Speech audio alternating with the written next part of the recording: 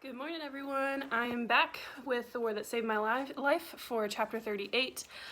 Just to recap, in the last chapter, Lady Thornton is advising Susan to send Jamie and Ada away because she believes that the bombs are coming because Hitler is closing in on Britain. So, chapter 38, this chapter is fairly short. However, I have something that I want to try with you all. So I have a little bit of a fun activity for us at the end of the chapter. So, here we go, chapter 38. It came the second week of July. It had been a hot day, so we had kept the windows wide open and the blackout down. For once, I'd fallen into a sound, dreamless sleep. Whoop, whoop, whoop, whoop, whoop, whoop. The sirens at the airfield wailed, louder and louder. You'd have thought one was in our bedroom. Jamie jumped up, scrabbling to keep hold of Bovril, who thrashed and scratched in an effort to get free. I grabbed my crutches. Susan came flying in, her dressing gown flapping. Hurry, hurry, she said. I couldn't hurry. Going downstairs took time. My hands shook. I wouldn't be fast enough. I would be bombed. Jamie ran ahead, but Susan waited for me. It's all right, she said. Don't panic. Across the living room, out the back door, Jamie ducked into the Anderson shelter and stuffed Bovril into his basket. The cat howled. He sounded like a baby screaming in pain. I stood at the door of the shelter. I'd never yet gone inside. I hated it. It scared me. It was so much like the cabinet under the sink at home. The one with the roaches. I could never see them or stop them. Ada, Susan said behind me, move. I couldn't do it. I couldn't go inside. Not into that damp shelter that smelled exactly like the cabinet. Not into that darkness, not into that pain. The siren wailed. Jamie shouted, Ada, hurry!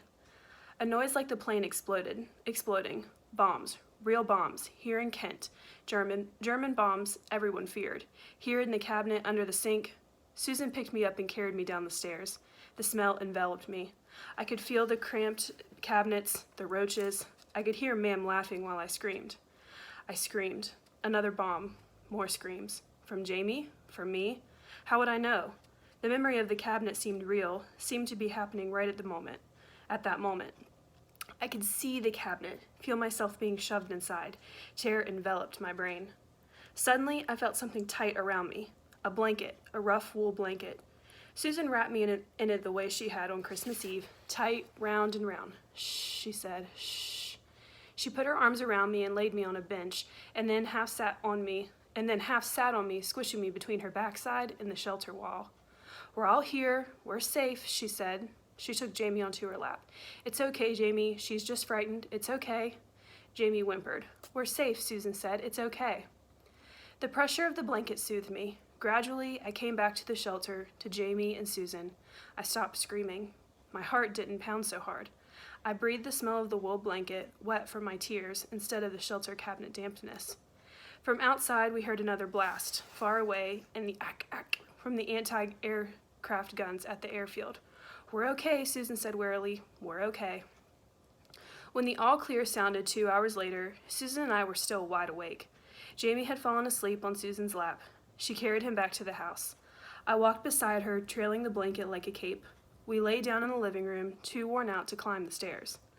Late the next morning, when we woke, Susan said, Ada, there will be more bombs. We will have to go into the shelter. You'd better get used to it. I shuddered. I couldn't imagine doing that again. What set you off? Susan asked.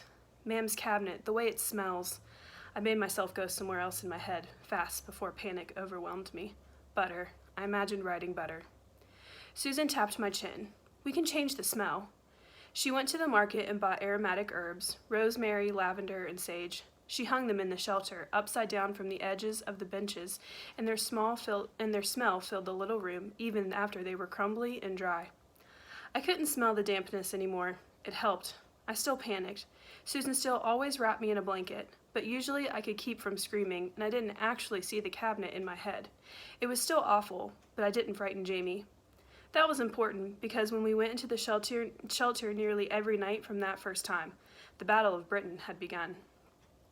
Hitler had figured out he couldn't land his invading army until he conquered the Royal Air Force. Otherwise, our troops would bomb his ships and troops while they were landing.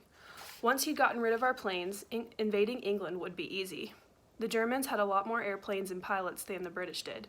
They had different kinds of planes, though, and their fighter planes had shorter ranges than ours. This meant that they could only reach the southeastern corner of England before they had to turn back for more fuel. They could only shoot our planes and bomb our airfields in Kent.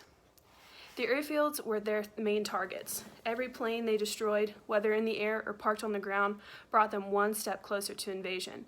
Every runway they destroyed gave our pilots one less place to safely land. Our airfield was hit that very first day. The bombs ripped through 2 storage sheds and left craters the size of small tanks in the grass runways. Fortunately, all the air crews found shelter. Once the all clear sounded, the crews worked through the night, shoveling debris into the blast holes. By morning, planes could safely land again. It was July and the world was green and lovely. I rode butter through fields of waving grass, up our hill to where I could see the blue sea glittering in the bright sunlight. Wild roses grew in the hedgerows, and the air felt heavy with their scent. The breeze blew, and I could feel perfectly happy, except that now I always watched for planes as well as spies. They hadn't come in daytime yet, but I knew they could. Susan didn't like me riding out, but she didn't want to forbid it either. Our home was so close to the airfield, I figured I was safer farther away. When I said so, she looked grim. "I should send you away," she said. It was hard enough to cope with Susan. How could I ever cope without her? What if we got sent back home? I stared at the tips of my shoes. "I can't leave butter," I said. Susan sighed. "You survived without a pony in London." I lifted my gaze to look at her. I had survived. Maybe. Could I do it again? Back in that one room, I hadn't known all I was missing. "I know," Susan said softly. "It's why I'm keeping you here." "There's things worse than bombs," I said, remembering what I'd heard her say before. "I think so," Susan said. "And Kent's a big place. They can't bomb every inch of it." But she looked out the window toward the airfield, and her eyes creased with worry. All right, there was chapter 38 to The War That Saved My Life. So, as we practice social distancing, and I don't know about you, but I'm missing my friends and I'm missing you guys. So what I would like to do is I have a teacher Instagram account and I want to use a hashtag to be able to see what you all are doing, and then you can also see what your friends are doing. So starting today, I'm going to kind of give you like these different challenges for you to post a picture about and use a certain hashtag. That way, when you click on the hashtag, you can see what I'm doing with my day and what your classmates are doing as well. So the hashtag is social distancing with Mrs. Hoone. I'll put it in the description. That way you can just kind of copy it and use it. I'll post what I can do, but what I want you to do today is I'm looking outside and it is a beautiful day outside. So take a break from your instructional packets, from websites, from learning, and go do something outside. So what I want you to do is I want you to post a picture of something you did outside today. I'll post one as well, and you'll see my picture with the hashtag social distancing with Mrs. Hoone. So we'll see how this goes. I'll give you a new challenge tomorrow, and as we continue, since it'll be a while until we're back in school, that way it can help you just see what your friends are doing, because you should be practicing social distancing. So I just miss you guys, and I think you maybe miss each other. So see you soon. Can't wait to see your pictures.